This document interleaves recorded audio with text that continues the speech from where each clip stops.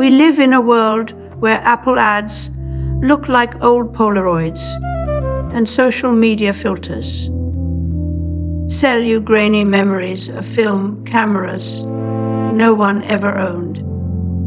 This is not coincidence. It's affective engineering. Nostalgia.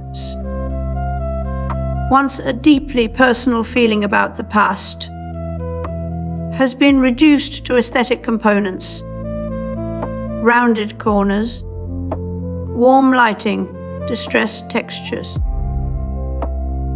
These elements are carefully selected because they reduce cognitive load by tapping into pre-existing mental models from previous decades.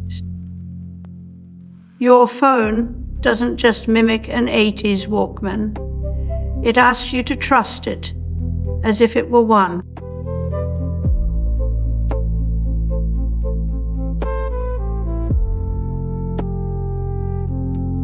The year 1958 marked a pivotal turning point in American history, driven by Cold War tensions and technological ambition following Sputnik, reshaping education, science.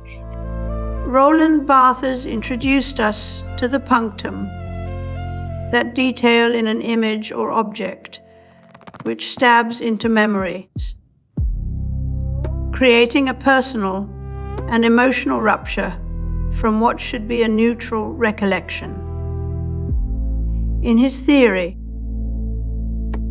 memory is not neatly ordered, but fragmented, stitched together by associations more than chronologies.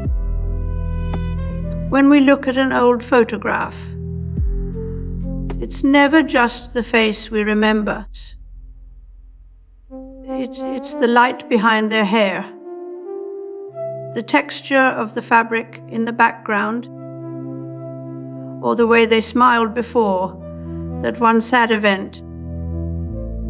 The mid-century obsession with visual stunningness laid the groundwork for today's aesthetic nostalgia in product design. Think of those bold colors and geometric forms on cereal boxes, appliance ads, or diner menace. Not just functional, but aspirational. These weren't just selling products. They were selling an ideal of life that could be repeated again and again through design. Now, fast forward to our digital interfaces. The clean lines and retro color palettes in apps like Spotify, Instagram,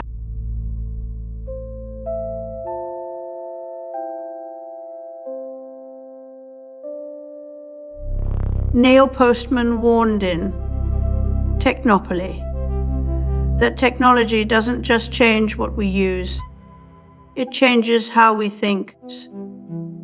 Words like tradition or even memory are no longer human experiences, but programmable outcomes.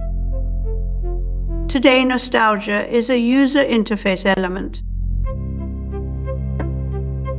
a button you click to feel comforted by the past without actually remembering it. The emotional heft of longing has been drained into a design pattern, a warm glow wrapped in pixels. It's not about the actual memories anymore, just how they look and sound. Our devices mimic artifacts of bygone eras, paper textures, vinyl crackle, typewriter fonts. These aren't just aesthetic choices, they're cognitive shortcuts. They make the unfamiliar feel familiar before we even understand what it does. The past is no longer something lived through or learned from. It's a resource to be mined and repackaged as comfort in an otherwise alienating digital worlds. The line between memory and simulation is blurred until neither feels real, but both feel necessary. AI now fabricates entire pasts, fake Polaroids, deep-fake family photos, even synthetic childhood memories. We didn't just archive the past, we outsourced it to algorithms that don't know or care about truth. The memory is no longer ours, it's theirs. And yet these fabricated moments feel familiar because they're built from the same tropes and textures we've been trained to recognize. The result, a feedback loop where simulated nostalgia becomes more real than lived experience.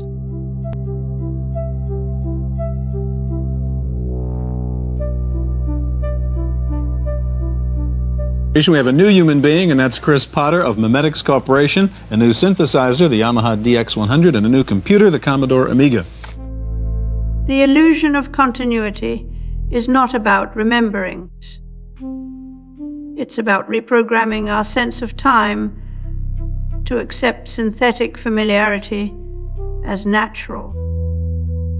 Every button on your phone, every chatbot voice you hear, and every interface that mimics paper or wood grain is doing the same thing, convincing you this world feels like a place you've been before. We don't live in linear history anymore. Designers are curating an eternal present, not to honor the past, but to make us comfortable enough to keep using whatever they're selling. Back in the early days of computer music, designers were already trying to make machines feel human.